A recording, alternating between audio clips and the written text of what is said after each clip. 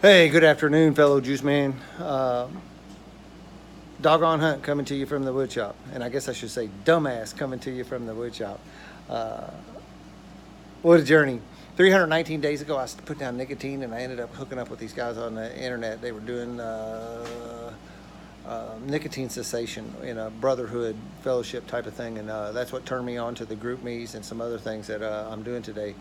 The And on that site, I was Doggone Hunt. It's an internet nickname moniker I've been using for years, man. And it originated from me joining up with some hunting forums, shoot, a long time ago when internet forums just came about, when those message boards and things were just getting popular. At least from my experience, they were just getting popular. Anyway, that's where the Doggone Hunt thing comes from. That's my YouTube channel name, and some other places. I have Doggone Hunt listed. That's my Instagram name. So we'll go dumbass for now. So we're putting juice on other people, right, man? And that is really a universal language inside the big book, right? Is that anytime something is bugging me, or if it be sex problems or whatever it is, when all else fails, work with another alcoholic, or let's say it another way. When all else fails, man, when I am in a bind, the best medicine for me is to help somebody else. And sometimes I help somebody else just by giving them some encouragement, man. It just takes I got this from Peterson, but it's the truth. Just takes such a small amount of encouragement, man, to turn around a guy's day or a gal's day, man. Just a little bit. So we're doing that, and my sponsor's a genius, and he come up with this juice thing we're doing this weekend. So here's some for you guys. This is not me. I keep saying that. That's my tagline lately. This is not me. This is the program. This is higher power. This is a fellowship like you guys. I got this wood shop. I got a lot of cool things from Mountain Recovery. Got this wood shop built, and I'm just gonna, just calm, frank, and open. I don't know about calm. I'm a little high energy at times. I have very little money in this wood shop. My sponsor early on, I was on home incarceration for the first 9 months of my recovery. Didn't spend much time at home, but at that point when I was home, he said, we had a discussion. I don't really know how it went, but it went something like this. It was important, at least in his opinion, that a guy find something that he could do that warmed his heart, that kept him busy, something that he could disappear into, somewhere like that. I think his name is Mikolai, something Russian guy with the flow concept, that I need things that in my life that would flow, create flow in my life, where I disappear into the work. You guys got it. Everybody that I know that actually there's another level in the guys that you see that have that in their life. I'll name two. Christopher in his writing, Darren is painting.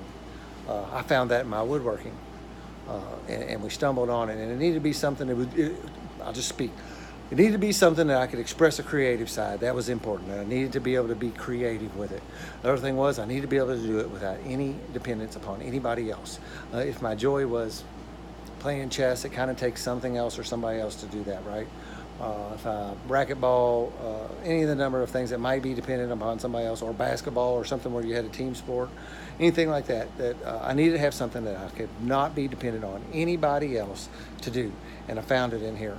And as times went by, last summer, this wood shop manifested itself. It's got a lot of my grandpa's old tools in it, my father's, my old 16-inch Craftsman bandsaw over there, man. That's a piece that I use all the time. Nothing in here hardly's got any kind of OSHA stuff on it. My old Walker Turner drill press, man. Another thing I use all the time. It sits right next to where I generally work because of how much I use my drill press. That's the same thing with the bandsaw. Those two things are right by my main spot. My main spot's right outside this window, where I get to look outside, man, and if I can just kind of imagine that there's no houses over there, which you really can't see too many of them, it's almost like being in the woods looking out that window. Great big cypress tree out there my dad planted for about a foot tall. Now it is a monster cypress tree. So, point is, I manifested this. This was manifested upon me from doing these steps. I have absolutely no doubt in my mind that is what happened. So what we're doing now is giving you all, every one of you,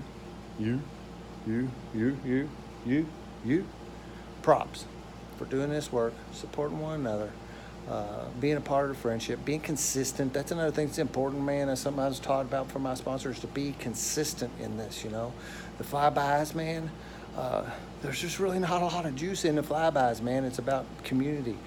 building relationships we can count on that are sustainable and consistent. And man, and this encouragement we give one another, it just takes such a little amount of encouragement to prop somebody up to make their day, man. And so when my sponsor suggested we do this Juice Fest thing over the next couple of days, I thought, that is a freaking cool idea, freaking genius. So I got all this from that nicotine quitting site. I started shooting some videos. I made a YouTube page. I'll post this on it. You can go back and see like 100-something days of my nicotine quitting YouTube posts where I was doing that gig. Today is 319 days off the nicotine. Coming up on a year, man, creeping up on it. It is 1,340 days off the dope and the booze. And what we would always say, I'd close my little video with going 319 days off the nicotine, 1,340 days off the booze, and today I quit with you. And I'm going to say, today I juice with you. I'll post it up. Love you all.